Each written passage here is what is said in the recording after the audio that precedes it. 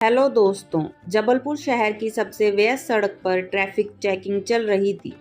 यह कोई सामान्य चेकिंग नहीं थी। गर्मी के दोपहर में धूप की परवाह किए बिना दो ट्रैफिक पुलिसकर्मी एक आरटीओ अधिकारी गाड़ियों को रोक रोक कर दस्तावेजों की जांच कर रहे थे। भीड़ भी जमा हो गई थी। कुछ लोग इस इंतजार में थे कि चालान कटेगा, तो कुछ सिर्फ अपने संपर्क का हवाला देकर बच निकलने की सोच में थे। लेकिन भीड़ में एक सामान्य सी दिखने वाली महिला खड़ी थी। उसने न कोई वर्दी पहनी थी, न ही कोई सरकारी पहचान दर्शा रही थी।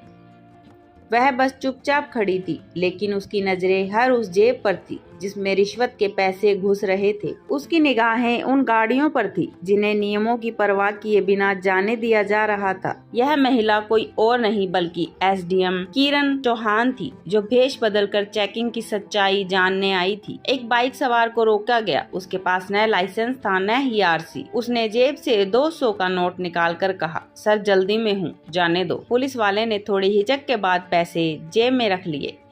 किरण की आंखें वहीं अटक गई, लेकिन उसने अभी कुछ नहीं कहा। तभी एक सफेद एसयूवी आई। नंबर प्लेट नहीं थी। हूटर बजा रहा था और सीधे बैरिकेड तोड़ता हुआ निकल गया। आरटीओ अधिकारी ने कोई प्रयास तक नहीं किया रोकने का।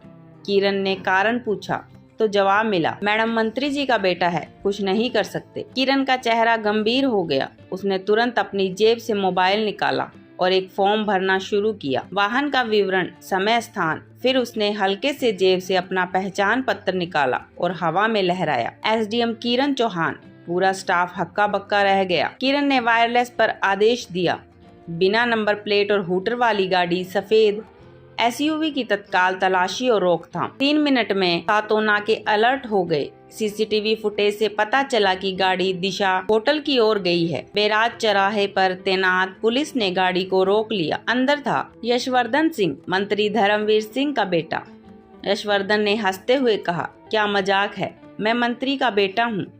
एसपी को फोन लगाओ, वो बताएगा मैं कौन हूँ। तभी एसडीएम किरण चौहान वहाँ पहुँच गई। उन्होंने कहा, गाड़ी सीज होगी, ये अपराध की श्रेणी में आता है। यशवर्धन तिल मिलाया, बोला, आप मुझे रोकेंगी, पता है मैं कौन हूँ।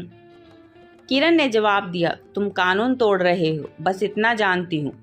भीड़ जमा होने लगी थी। यशवर्धन ने तमीज से बात करने की धमकी दी, लेकिन किरण ने कहा, तमीज कानून सिखाता है, अब एफआईआर दर्ज होगी। थोड़ी ही देर में थाने के बाहर काली एसयूवी आकर रुकी। अंदर से उतरे मंत्री धर्मवीर सिंह।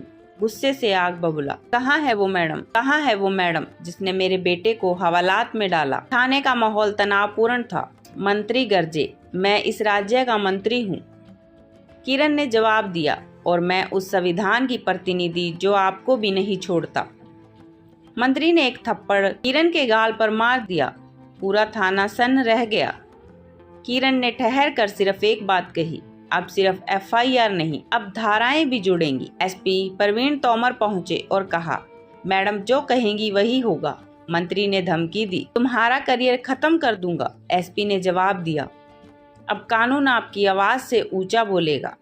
रात तक पूरे प्रशासन में हलचल मच गई थी। एसडीएम किरण पर ऊपर से नीचे तक दबाव डाला गया। धमकियां, सिफारिशें, रिश्वत तक की पेशकश। लेकिन उनका एक ही जवाब था, अगर आज चुप हो गई तो कल हर अफसर थप्पड़ खाएगा। शाम को मुख्यमंत्री की प्रेस कॉन्फ्रेंस हुई। सवाल था, क्या मंत्री के खिलाफ कार्यवाही होगी? मुख्यमंत्री बोले, कानून किसी पद से छोटा नहीं है। दोषी मंत्री हो या आम नागरिक, सजा तय है। अब मंत्री को बेल मिलने की उम्मीदें खत्म हो गई थी। किरण अब अकेली नहीं थी। पूरा प्रशासनिक अमला उनके साथ था। मुख्यमंत्री के आदेश पर ईडी, इनकम टैक्स और जिला प्रशासन ने मंत्री के घर पर छापा मारा।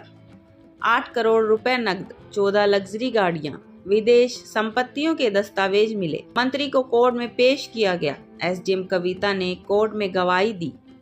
उनकी गवाही कानूनी और तथ्यात्मक रूप से इतनी मजबूत थी कि पूरा कोर्ट स्तब्ध रह गया। जज ने टिप्पणी की, जिसने संविधान के प्रतिनिधि पर हाथ उठाया वह लोकतंत्र पर हमला करता है। कोर्ट ने मंत्री धर्मवीर सिंह और उनके बेटे यशवर्धन सिंह को दोषी पाया। धारा 353 सरकारी कार्य में बाधा, धारा 332 सरकारी कर्मचारी पर हमला, धारा 504 अपमानजनक भाषा, धारा 506 धमकी, भ्रष्टाचार निवारण अधिनियम, काले धन अधिनियम, इन सभी के तहत 30 साल का सश्रम कारावास सुनाया गया।